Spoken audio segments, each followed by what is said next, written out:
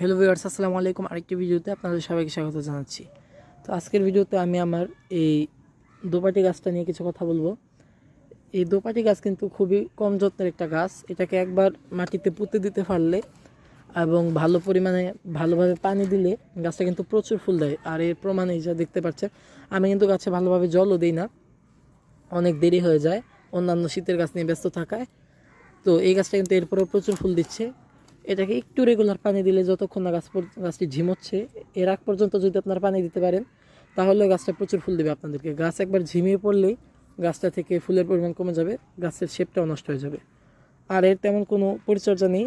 Normal শীতের যে মাটি আছে সেই মাটিতে লাগিয়েছি। এটা সারা বছরই হয়। আর এটা কিন্তু বর্ষাকালেও বেশ ভালো হয় যদি ড্রেনিং সিস্টেমটা ভালো রাখতে পারেন। আর এর তেমন কোনো পরিচর্যা নেই, এতে কোনো খাবারও দিতে হয় না একবার লাগানোর পরে।